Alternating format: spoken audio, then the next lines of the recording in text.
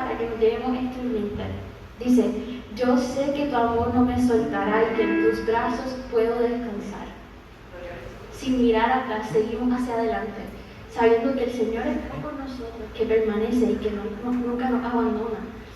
Y seguimos adorando al Señor con un mensaje que dice que el Señor está aquí, que está con nosotros, y aunque nuestros ojos no lo puedan ver, podemos confiar en su promesa, en su presencia que siempre nos acompaña. Puede ser eso, pero este es el ahora.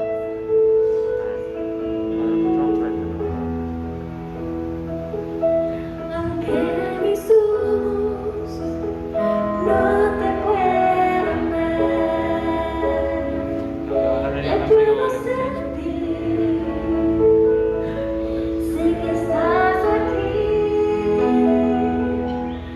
Aunque mis manos no puedan tocar tu rostro, Señor, sé que estás aquí. Mi corazón puede sentir tu presencia, tú estás aquí, tú estás aquí, puedo sentir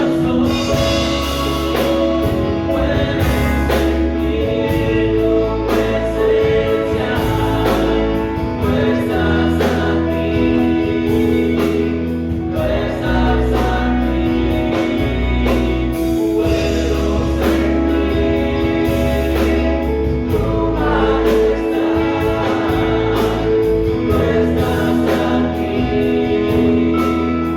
estás aquí, tú estás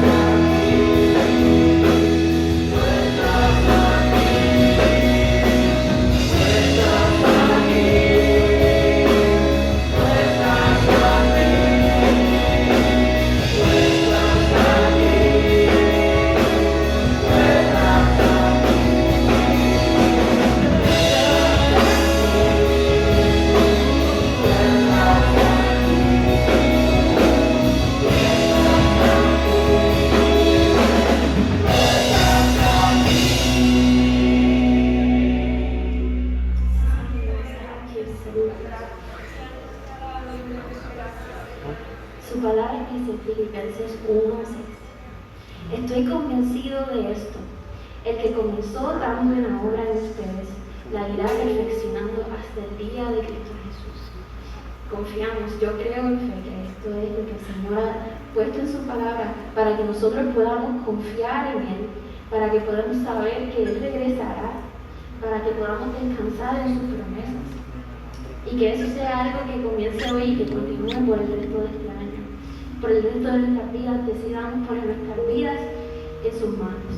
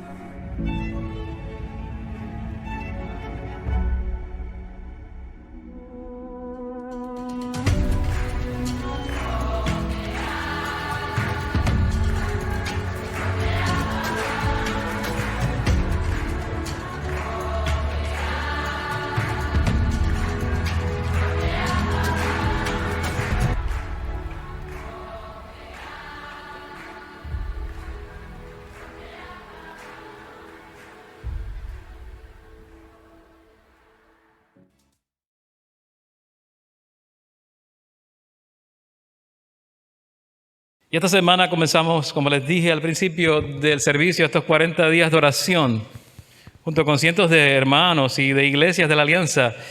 Y creo que no hay otra manera mejor, más adecuada, más apropiada de comenzar un nuevo año a la luz de lo que hemos vivido el año pasado. Y en estas próximas 6 semanas estaremos realizando juntos este tiempo de devoción, también de adoración, con un devocional diario con cada uno de estos temas. Y cada semana lo estaremos compartiendo con cada uno de ustedes a través de los medios que tenemos, las redes sociales, plataformas digitales. Y vamos a estar viendo este tiempo de 40 días de oración en varios temas y varias semanas. Y esta semana vamos a estar enfocándonos en la santidad de Dios, pero vamos a estar considerando también temas como el arrepentimiento o el apartarnos de nuestra impiedad, también el empoderamiento, que es aquel que viene en la plenitud del Espíritu de Dios, una vida llena del Espíritu de Dios, el evangelismo, tanto a nivel local como a nivel regional, las personas también marginadas que necesitan también del Señor. Y finalmente la última semana, las misiones, específicamente las misiones de la Alianza Cristiana y Misionera. Es un énfasis en lo que somos como iglesia, lo que nos define. Y los mensajes dominicales cada semana van a estar enfocados en estos temas también, porque precisamente queremos estar juntos en este tiempo de oración con otras iglesias hermanas. El vicepresidente de Ministerios de Iglesia de la Alianza publicó algo muy interesante y creo que muy pertinente. Terry D. Smith se llama él, acerca de estos 40 días de oración. Y él dijo, este tiempo de oración presenta devocionales diarios, motivos de oración que están diseñados para dirigirnos hacia la presencia de Dios, clamar a Él en oración y escuchar su voz calmada y suave. No es suficiente oír acerca de la oración, leer de ella o aún solamente aprender acerca de ella. Durante estos 40 días, comenzando el 2021, necesitamos adentrarnos en la oración para que tal vez lo hagamos con una frecuencia, fervor y enfoque que no es normal para nosotros. Señor, enséñanos a orar. Miren todo lo que está sucediendo a nuestro alrededor, en nuestra nación y el mundo. El 2020 fue un año como ningún otro. Es tiempo de orar. Y él pregunta, ¿podrán estos 40 días de oración cambiarnos? ¿Cambiar nuestra vida de oración? ¿Cambiar la alianza? Y aún ayudar a transformar nuestra nación y el mundo. Y nos invita a que entremos a esta experiencia con la anticipación de que nos encontremos con el Dios vivo. Oremos con un espíritu de expectativa de que el Espíritu de Dios hará cosas grandes entre nosotros. Y a través de nosotros para la gloria de Jesucristo. Y les dice, mantén la fe, aleluya, gloria al Señor Jesucristo. Gloria al Señor Jesucristo. A medida que cantábamos en esta tarde, y quiero agradecer al grupo de adoración, al Ministerio de Adoración por llevarnos a la presencia de Dios. A medida que lo hacíamos, yo decía, ¿cómo podemos contemplar la gloria de Dios como iglesia, como hijos de Dios? ¿De qué manera lo podemos experimentar? ¿Será con figuras? ¿Será con la lectura? ¿Será con usando la imaginación? Y me di cuenta mientras estaba orando, pensando en el mensaje, porque llego a la iglesia pensando, Señor, ¿qué quieres decir a la iglesia? Habla tú. Y era como si el Señor me dijera, no hay otra manera, Javier. Es adorando que ves mi gloria. Es adorando que ves la gloria mía. Es en humillación que ves mi gloria. Y si es necesario, estando de rodillas, ves mi gloria. Esta semana veía una película o algo, recuerdo que era algo en televisión cristiano, y decía que la gran diferencia que hacen 20 pulgadas de distancia en nuestra vida entre esta rodilla y el suelo, cuando nos arrodillamos a orar. La gran diferencia que hace esa distancia corta de aquí al suelo, cuando estamos realmente dispuestos a adorar al Señor. Y le quiero invitar solamente a mirar la palabra de Dios en Isaías capítulo 6, versículos 1 al 8, porque el tema de esta semana es la santidad de Dios dentro de estos 40 días de oración. Y quiero que miremos lo que dice allí el profeta Isaías, en esta visión que tiene de la santidad de Dios. Nos dice el profeta, en el año que murió el rey Usías, tiempo real histórico, Vi yo al Señor sentado sobre un trono alto y sublime, y sus faldas llenaban el templo. Por encima de él había serafines, cada uno tenía 6 alas. Con 2 cubrían sus rostros, con 2 cubrían sus pies, con 2 volaban. Y el uno al otro daba voces diciendo: Santo, Santo, Santo, Jehová de los ejércitos. Toda la tierra está llena de su gloria. Y los quiciales de las puertas se estremecieron con la voz del que clamaba, y la casa se llenó de humo, de esa presencia de Dios que no podemos describir. Entonces dije: ay de mí, que soy muerto, porque siendo hombre inmundo de labios, y hablando en medio de pueblo que tiene labios inmundos, han visto mis ojos al Rey, Jehová de los ejércitos. Y voló hacia mí uno de los serafines, tenía en su mano un carbón encendido, tomado del altar, con unas tenazas. Y tocando con él sobre mi boca, dijo: he aquí que esto tocó tus labios, y es quitada tu culpa, y limpio tu pecado. Después oí la voz del Señor que decía: ¿a quién enviaré? ¿Y quién irá por nosotros? Entonces respondí yo: heme aquí, envíame a mí. Amén y amén. Que el Señor añada bendición a esta su palabra. Necesitamos comprender algo de lo que Isaías aprendió a través de su visión de la santidad de Dios y la gloria de Dios. Él la tuvo en el templo. Naturalmente, este tiempo de Isaías fue un tiempo en que había ansiedad por el futuro. Había ansiedad por el futuro debido a la situación política y cualquier tipo de trauma, ¿verdad?, que lleva a la gente a orar, a clamar a Dios, como hemos visto en nuestro tiempo y en este último año que acaba de pasar. No es nada descabellado suponer que Isaías estaba en el templo para orar por el futuro de su pueblo. Estaba preocupado por el futuro de su pueblo. El hecho de que este sea el capítulo 6 de la profecía, donde Isaías nos dice que la palabra del Señor vino a él durante el reinado de Usías, así como también de aquellos reinados que le siguieron, sugiere que ya era un profeta activo, que su deseo era saber cuál era su mensaje para el pueblo, cuál era el mensaje de Dios para el pueblo, motivo por el cual había venido al templo en esta ocasión.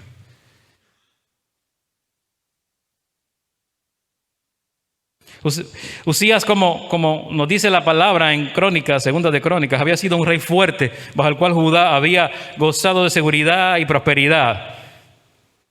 Pero ahora el reino iba a pasar a su hijo Jotam, quien contaba con poco más de 20 años de edad. Y nadie sabía qué clase de rey iba a resultar este nuevo rey, por lo que todo Judá, incluyendo a Isaías, debieron haberse sentido inquietados por el bienestar nacional. Pero Dios se manifestó en este momento, forzando al profeta a pensar en sí mismo y en su propia relación con Dios de una manera que nunca lo había hecho antes.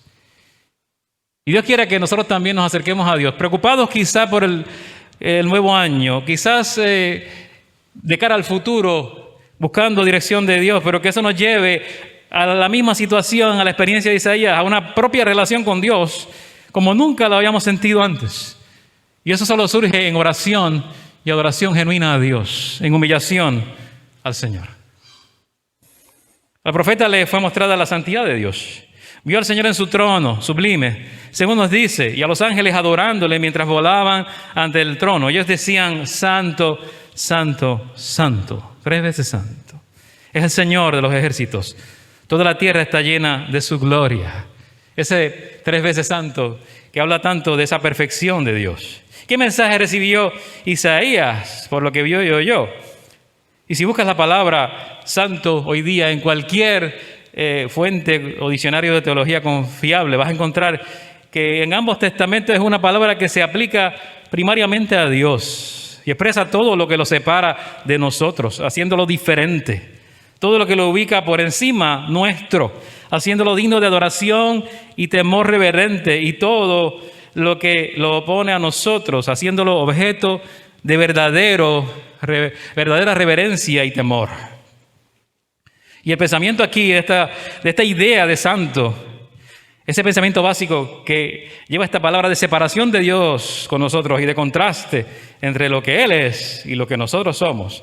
Eso fue el contraste que percibió Isaías en aquella ocasión. La santidad es esa característica de la naturaleza de Dios que está en el centro mismo de su ser. Solo cuando nos encontramos con Dios en su santidad, se nos hace posible vernos a nosotros mismos como verdaderamente somos, finitos, dependientes, pecadores. ¿Sí? Todo eso está en esta gran diferencia. La visión de Dios presentada en Isaías deja al individuo con una profunda sensación de asombro ante la grandeza de su majestad. Para el cristiano, quizás nosotros hoy día, lejos de Isaías, es imposible quedar indiferente al ser confrontado con la santidad de Dios. Eso va a afectar tu vida práctica, va a afectar tus relaciones, va a afectar cómo vives, cómo te conduces. Hay muchos que se han esforzado por describir la santidad de Dios, muy genuinamente, teólogos prominentes. Y Wayne Grudem define la santidad como la doctrina de que Dios está separado del pecado y dedicado a buscar su propia gloria. Separado del pecado y dedicado a buscar su propia gloria. Todo lo que Dios hace, incluyéndote a ti, todo lo que Dios ha creado, incluyéndote a ti y a tus hijos, es para su gloria, no es para la nuestra. Todo lo que Dios haga en la iglesia por su Espíritu es para su gloria, no para la nuestra. Y cuando entendemos eso, empezamos a mirar a Dios en su santidad perfecta, 3 veces santo. Los cielos cuentan la gloria de Dios, dice la palabra, y el firmamento anuncia la obra de sus manos. Todo nos habla de la gloria de Dios. El universo mismo, tan vasto, refleja la gloria de un Dios majestuoso, su inmensidad. Leía esta semana, me pongo a veces a mirar la NASA y cosas que hay por allí, y fuentes fidedignas de ciencia. Y nos decía ahí en la NASA, en uno de sus artículos, que hay miles de millones de estrellas, como nuestro Sol en nuestra galaxia, la Vía Láctea. Pero los científicos también creen que existen miles de millones de galaxias como la nuestra en el universo. Y toda esa inmensidad solo está allí para mostrar la gloria de Dios. Eso no te lo dice la NASA, te lo dice la Escritura. Está allí para mostrar su gloria. Y lo que nos ha pasado es que hemos cambiado nuestra mentalidad. La cosmovisión nuestra acerca del universo es muy diferente a la de la Escritura y a la de los hombres en la antigüedad, hombres y mujeres en la antigüedad. Su concepto del universo era muy distinto. Nosotros describimos el universo como una maquinaria perfecta, gobernada por fuerzas aleatorias e impersonales. Esa es nuestra manera de ver el mundo. Pero para las civilizaciones antiguas, incluyendo lo que vemos en la Biblia, el universo era concebido como un reino. Un reino que debía ser gobernado, por lo cual debía existir un gobernante supremo, un ser con toda autoridad y poder suficiente, no solo para crear el universo, sino para sostenerlo y gobernarlo. Y tiene toda autoridad. Y ese es el Dios santo que Isaías vio en Isaías 6, como los narra. Ese Dios que gobierna todo. Y eso cambia la perspectiva de la vida. De Isaías la cambió y puede cambiar la tuya cuando cambias tu perspectiva. Porque ahora el universo no está a merced de fuerzas aleatorias, impersonales. Ahora no se trata de un universo caótico, no está a merced de virus y bacterias y nada por el estilo, sino de un universo gobernado por un ser sabio, poderoso, que tiene toda autoridad. Y la Biblia añade que es un ser santo. Entonces tu vida tampoco está a merced de esas fuerzas impersonales, sino que depende de la voluntad soberana y la providencia de Dios. Estás bajo la soberanía de Dios, lo aceptes o no. Y Dios, ese Dios es santo. Y lo que vemos a lo largo de la Escritura es que Dios gobierna sobre todas las fuerzas amenazantes que nosotros tememos. La Biblia presenta a Dios como aquel que gobierna sobre todas las fuerzas amenazantes que tú y yo le tememos. Amén. Que está en control de esas fuerzas que tú y yo tememos. ¿Y qué es la santidad? Y yo me traje un par de amigos aquí porque no puedo describir solo la santidad de Dios. Yo le digo a mi familia que tengo unos cuantos amigos, algunos ya murieron, y por ahí ando caminando con Sproul y Packer y Grudem y Berkhoff y todos esos teólogos. ¿Por qué? Porque tenemos que entender la santidad de Dios, sí, comprenderla. Y hay gente que se ha esforzado en entender esto. Packer nos dice que cuando las Escrituras llaman santo a Dios o a una de las personas de la Trinidad, esto comprende todo aquello que Dios o en Dios que lo distingue de nosotros y lo hace objeto de reverencia, adoración y temor para nosotros. Abarca todos los aspectos de su grandeza trascendental, de su perfección moral y constituye así un atributo de todos sus atributos, que señala la presencia de la deidad de Dios en todos sus puntos. Y podemos hablar con toda corrección de cada una de las facetas de la naturaleza de Dios y cada uno de los aspectos de su personalidad, llamándolos santos, todos sus aspectos, porque lo son. Y no obstante, el núcleo del concepto se halla en la pureza de Dios, que no puede tolerar ninguna forma de pecado y llama, por tanto, a los pecadores a humillarse continuamente ante su presencia. Y cierro la cita. Y si eso le da una idea de lo que es la santidad, se queda corto ante la visión de Isaías. Esto es intelectual, rico, pero Isaías lo vio con sus ojos y lo experimentó. Y Dios quiere también que tú experimentes su presencia, su gloria y su santidad. Dios no deja de ser santo para poder amar. Dios te ama, ni deja de amar para poder ser santo. Él es perfecto en amor y perfecto en santidad. Y si lo quieres ver de otra manera, Él ama como un amor perfectamente santo. De manera que el amor y la santidad de Dios no son atributos que se oponen. Dios te ama y no se oponen en el ser de Dios, el amor y la justicia. Dios es amor, pero al mismo tiempo un Dios justo que castiga justamente el pecado de sus criaturas. Así que Dios te ama con un amor santo. Esto abarca muchísimo. Y muchas personas no pueden entender cómo un Dios de amor puede ser al mismo tiempo un Dios que castiga a los pecadores. Pero la ira de Dios no es incompatible en absoluto con su amor, sino que emana de su amor. Aquellos de ustedes que han sido padres o tienen ahora mismo niños, saben de esto. Alguien que ama a los niños no puede permanecer indiferente ante aquello que le hace daño. El padre que ama a sus hijos no permanece indiferente ante aquello que le hace daño a sus hijos. De la misma manera, el amor de Dios le lleva a oponerse con todo su ser al pecado que daña y destruye al hombre que Él creó a su imagen y semejanza y para su gloria. Así que un Dios indiferente que no se aira ante el pecado no puede ser un Dios de amor. Sus atributos no están en conflicto.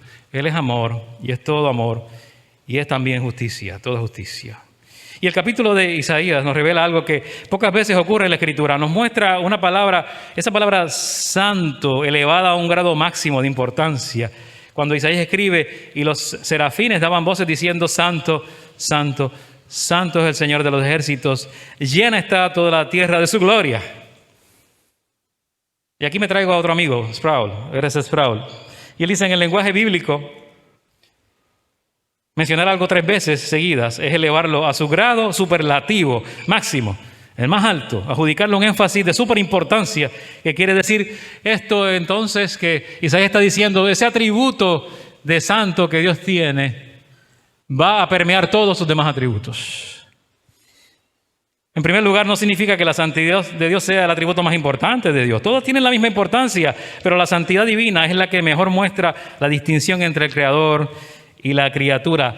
La distancia que hay entre el Creador y nosotros, esa gran distancia en términos de naturaleza. Somos simplemente criaturas de un Dios todopoderoso. Y en segundo lugar, este superlativo, esta expresión muestra que la santidad divina es tan majestuosa e infinita que no la puede contener el lenguaje humano, no la puede ni siquiera describir. Es una santidad que no podemos describirla por más que nos esforcemos, porque nuestras palabras no le hacen justicia, se quedan cortas. Y podemos entonces ver la santidad de Dios, que no es cualquier cosa. La santidad de Dios es el atributo por excelencia que revela la distancia entre el soberano y los súbditos, tú y yo. Sus súbditos. Recuerden, estamos en el reino. Conceptos de reino. Tú eres súbdito de Dios. Así que la santidad de Dios se demuestra en su poder también. Y es algo que quiero que miremos esta tarde, que consideremos. Vimos ya la visión de la santidad de Dios. Y yo dejé a un lado esto de la presentación. Y ya vimos qué es la santidad. Pero vamos a mirar entonces este punto. ¿Qué es la santidad? Como hemos venido diciendo. La santidad de Dios se demuestra en su poder. La visión de Isaías acerca de Dios demostró que Dios es supremo y sin igual. Mientras que nosotros los seres humanos somos dominados por el pecado, y la verdad es que a Dios nadie le domina. Él es supremamente poderoso, sin rival. La santidad de Dios se evidencia en su libertad del pecado. Y nos quiere hacer libres del pecado nosotros también. Amén. Y solo Él lo puede hacer. Y lo hizo, y lo puede hacer solo de una manera, y lo vamos a ver al final del mensaje. Pero lo que significa también santidad precisamente de Dios es que Él está apartado de toda impureza. Esa palabra kad en hebreo, santo. Es la que está detrás de esta santidad, que quiere decir cortar. Cortar. Santidad es cortar, es separar, es apartar. Y es por esta palabra que entendemos que la santidad de Dios implica estar separado o apartado de algo. Y en este caso Dios está absoluta y eternamente apartado de todo pecado e impureza moral. Esta es perfección divina. Es tan pura que los serafines estaban allí llenos de esa santidad, de ese fulgor de Dios. Y tenían que cubrirse el rostro con sus alas. Las figuras que no podían ni siquiera mirar la santidad de Dios. Seres como los ángeles. No podían mirar, estaban cubiertos. Y dicho de otra forma, la luz de la santidad de Dios es tan intensa e inaccesible que no puede ser vista incluso por seres de cierta naturaleza también pecaminosa como los ángeles. Pero eso no es todo lo que estos serafines hacían en la visión que Dios le mostró a Isaías. Ellos también se tenían que cubrir los pies reconociendo que eran criaturas en la exaltada presencia de Dios. ¿Recuerdas cuando Moisés encontró la zarza ardiente? Que era la presencia de Dios también, Jehová hablándole.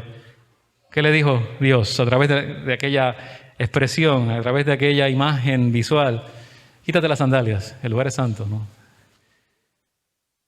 Es un lugar santo, estás en mi presencia. Y él no lo vio en todo su esplendor. No hubiese podido sobrevivir a todo su esplendor.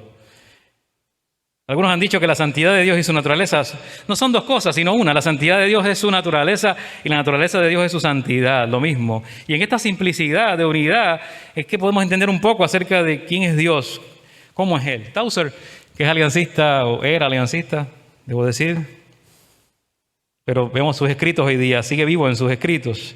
Dice, santo es la forma en que Dios es. Para ser santo, Él no se conforma a unas formas, Él mismo es la norma. Él no se conforma a unas normas, Él mismo es la norma. Él es el absolutamente santo con una plenitud incomprensible e infinita de pureza, que es incapaz de ser distinta como es, porque Él es santo, sus atributos son santos, es decir, que cuando pensemos o cuanto pensemos como perteneciente a Dios, debemos pensarlo como santo, todo lo que le pertenece. Y lo otro que podemos ver es que la santidad de Dios se demuestra en su personificación. La visión de Isaías, su personificación. En la visión de Isaías acerca de Dios reveló su realeza, sentado en un trono sobre todos los otros tronos.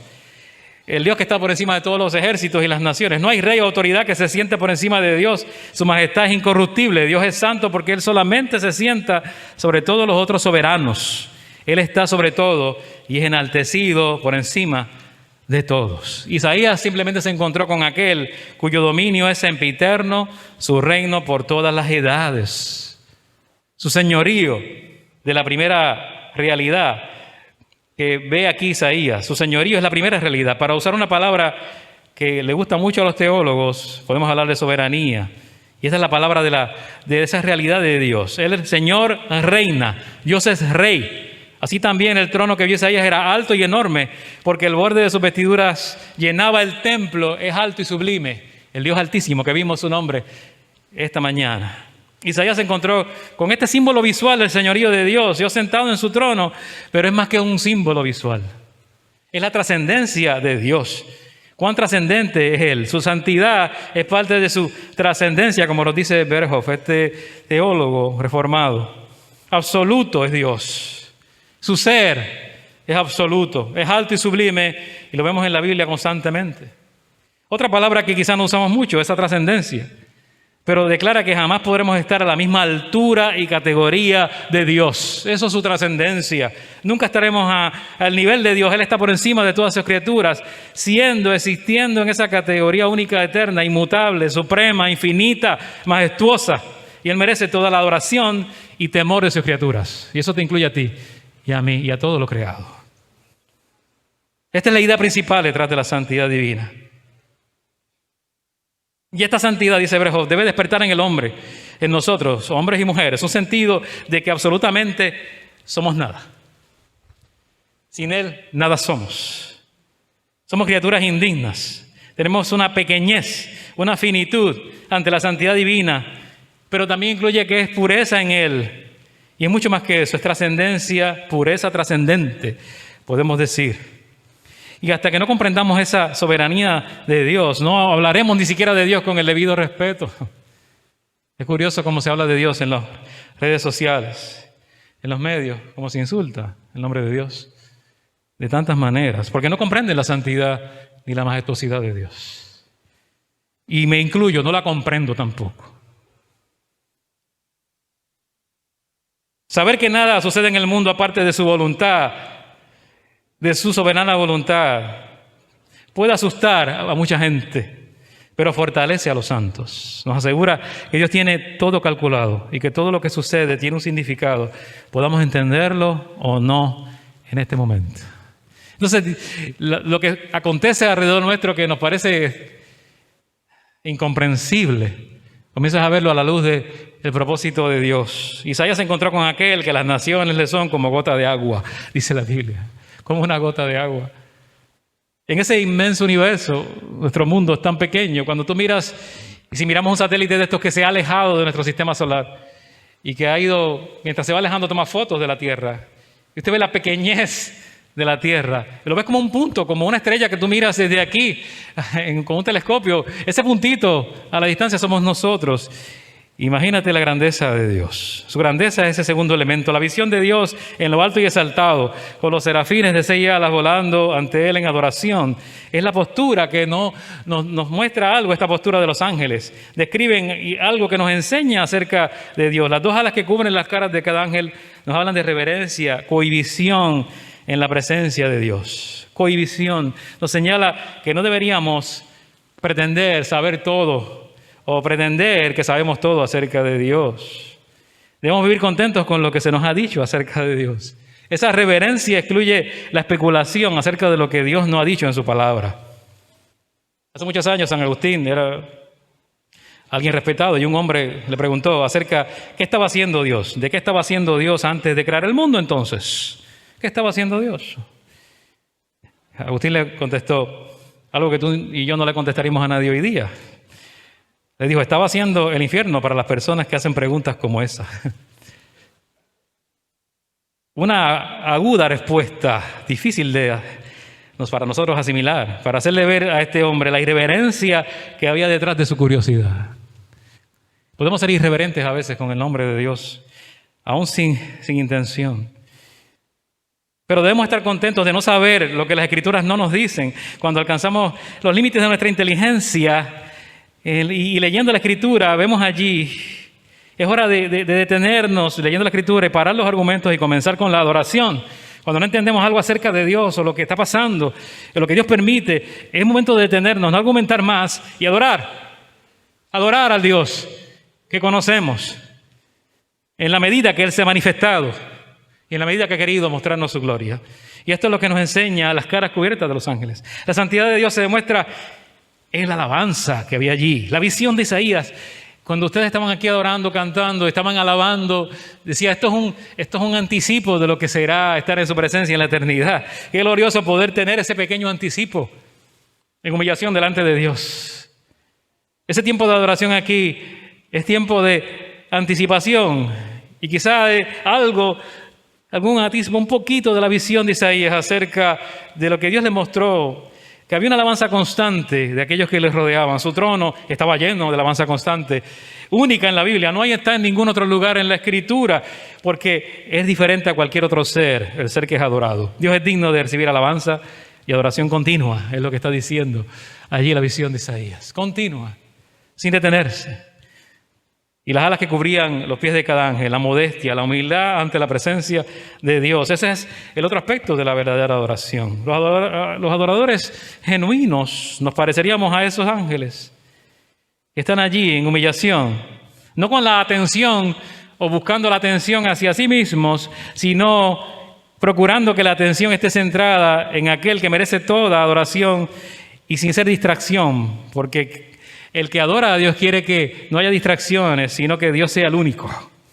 Un cristiano que adora a Dios debe aprender eso mismo, que no puede presentarse a sí mismo como grande. No me puedo presentar como el gran predicador y el gran maestro. Para mí el maestro es Cristo Jesús, el gran maestro. No me puedo presentar como el gran cantante, solo como un adorador humillado delante de Dios, delante de un gran Dios y a Cristo como el gran Salvador. Solo cuando el yo se hunde, Dios puede ser exaltado, yendo ante su presencia con humildad y modestia. Y es necesario que Él crezca para que menguemos. Eso es lo que nos dice la Biblia. Yo tengo que hundir el yo para que Cristo sea exaltado. Nuestra adoración, como la de los ángeles, debe incluir todo esto: reverencia, humildad, disponibilidad para servir.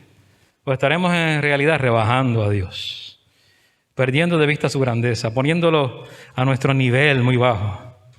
Tenemos que examinarnos a nosotros mismos, porque la irreverencia, la presunción y a veces la parálisis espiritual que hay en nuestra vida para no servir, frecuentemente lo que hace es desfigurar nuestra supuesta adoración.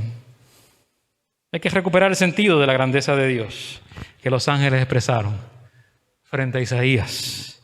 La respuesta de Isaías es la que quisiéramos tener ante la santidad de Dios, la que vemos en el verso 5. Había en Isaías una conciencia de sí mismo. En la presencia de la santidad de Dios, Isaías se vio cara a cara con su propia condición pecaminosa, impía. Isaías no era santo, él estaba lejos de ser santo, y ver la verdadera santidad simplemente resaltaba su propia deficiencia. Su propia deficiencia. La Biblia dice que su gloria llena toda la tierra. Así que el tercer elemento aquí en la santidad de Dios es su omnipresencia. Toda la tierra está llena de su gloria. Gloria significa su presencia mostrada en su naturaleza, en los hechos evidentes, en todo lo que tú y yo vemos. Pero aquí hay algo más. Entonces, en ese contexto de esa magnificencia, vemos a Isaías humillado. El Salmo 139 celebra la omnipresencia de Dios y su conocimiento, ¿verdad? El conocimiento de cada creyente acerca de Dios. Termina con la súplica de que Dios, el examinador de los corazones, muestre al salmista si hay pecado en él, que él debe eliminar. Examina, oh Dios, y viese en mí camino de perversidad y guíame en el camino eterno. Entonces, nada pasa desapercibido ante los ojos de Dios. Todos nuestros caminos de perversidad son evidentes para Él, aún lo que hay en el corazón. No importa cuánto tratemos de esconderlos o olvidarlos. Isaías sabía eso. No importa cuánto trate de tapar mi pecaminosidad, delante de Dios estoy expuesto. Estoy aquí expuesto. Este tercer aspecto de la santidad de Dios incomodará a mucha gente que no esté dispuesta a orar como el salmista, a decir: examíname, oh Dios. Ve si hay en mí camino de perversidad. Guíame en el camino eterno. Transfórmame. Perdóname, cámbiame. Esto es lo que algunos han llamado, ¿sabes qué? El trauma de encontrarnos con la santidad de Dios. Siempre es trauma encontrarnos con la santidad de Dios. Un encuentro con la santidad de Dios siempre es una experiencia traumática. Las Escrituras registran eventos en que los hombres y mujeres de Dios se les permitió ver algo de la santidad de Dios y ellos fueron tocados por esto. Siempre reaccionaron con desesperación porque fueron forzados a ver su propia pecaminosidad. Y sin embargo, esta experiencia puede ser positiva y fue positiva, porque les permitió entender de manera clara quién es Dios y comprender que nuestra situación ante Él se basa más en su gracia que en nuestros méritos. Que Él, por gracia, podemos acercarnos a Él y al trono. Dice el trono de la gracia. Confiadamente al trono de la gracia. No dice el trono de tus méritos. No dice el trono de tus obras y tu religiosidad. No dice el trono que tú te mereces. Gracia sobre gracia. Solo eso te permite estar ante un Dios alto, sublime. Lo otro es temor. En la presencia de santidad de Dios hay temor. Isaías temía lo que sucedería con él por estar ante el único Dios, porque por definición la santidad no puede tener comunión con lo profano. Así que había allí una pureza increíble. Y si vemos a la santidad de Dios en su pureza. La pureza de Dios es lo que la mayoría de las personas piensan cuando consideran su santidad. Isaías percibió esta pureza sin que una palabra fuera dicha. Esa sensación de ser inadecuado y estar contaminado para gozar de la compañía de Dios era algo abrumador. ¡Ay de mí!, gritó, que soy hombre muerto, porque siendo hombre inmundo de labios y habitando en medio de un pueblo que tiene labios inmundos, han visto mis ojos al Rey Jehová de los ejércitos. Se autopercibió como era, conciencia de su pecado. Y así como el pecado es rebelión contra la autoridad de Dios, así también es la pureza en relación a Dios. Y como Isaías se sintió impuro ante Dios cuando reconoce su pecado, así le va a pasar a cada uno de ustedes cuando entran a la presencia de Dios. Y a mí. Reconocer mi pecado. Y eso no es malo. Esa sensación de corrupción real, de contaminación, no es algo malo. No es enfermizo, no es algo neurótico, nada de esto, de ningún modo. Es natural, es realista cuando entendemos su santidad. Una percepción verdadera de nuestra condición. Somos pecadores y es de sabios admitirlo delante de Dios. Tenemos que admitirlo. Eso no es neurótico. Eso no es problema de salud mental. Es simplemente entender cómo somos y reconocernos como somos ante Él. ¿Y qué produce en seres pecaminosos el entender genuinamente que Dios es santo? Porque la respuesta es un efecto, sí, que puede causar cierto temor en un sentido al ver nuestra pecaminosidad, pero también nos lleva y nos debe conducir al arrepentimiento. Y eso fue lo que Isaías experimentó cuando entendió en parte la pureza de Dios. Y la respuesta de Dios a nuestra impiedad también la vemos en el verso 6 al 7. Lo que Dios hizo en esta visión, el Dios Santo envió a un intermediario para ayudar a su creación impía, nos dice la Biblia. El Dios Santo redimió a su creación impía al compartir su aspecto de su santidad a través de la expiación, a través de Cristo Jesús. Lo que Dios hace por nosotros es que Dios envió a su Hijo Jesucristo para ser un intermediario entre Él mismo y su creación pecadora, y ahora puede haber comunión con ese Dios. Por gracia. Porque grandes son cada mañana tus misericordias, como dice la Biblia.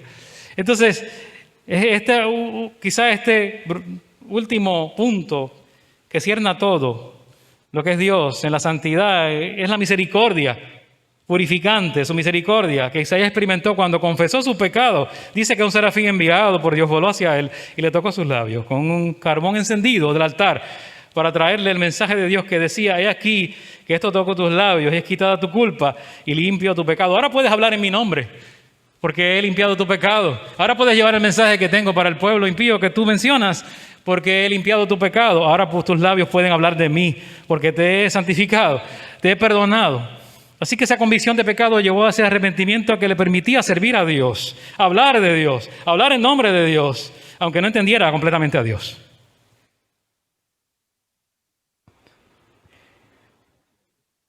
Significaba que todo el pecado de Isaías, conocido y no conocido, estaban redimidos, quitados de la vista de Dios, literalmente.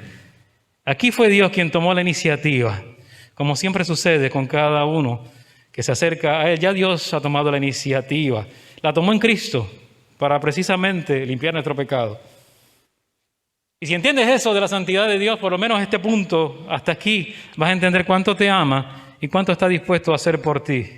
Porque estuvo dispuesto a enviar a su único Hijo al mundo para morir por nuestros pecados. Esa es la expiación que cubre el pecado, que erradica el pecado, que lo saca de la presencia de Dios. Dios nos redime a través del sacrificio de Cristo. Si estás en Cristo, Dios te ve a través de Cristo, en la pureza de Cristo, en la santidad de Cristo.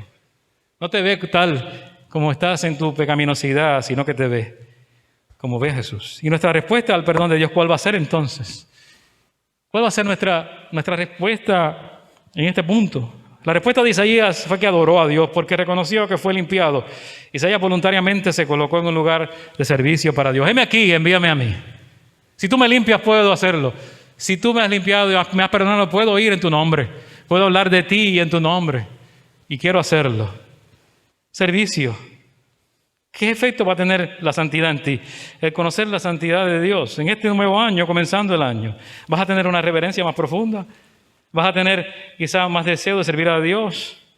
Va a haber algo radical en tu vida, un cambio profundo, una lección de humildad. ¿Algo va a ocurrir o no? Porque cuando somos limpiados, nosotros deberíamos adorar, celebrar a Dios, quien tenía el derecho de removernos de su presencia, pero en cambio no lo hizo. Cuando somos traídos a una relación con Dios, nuestra adoración debe llevarnos a un lugar de servicio voluntario para el Dios Santo, como hizo Isaías.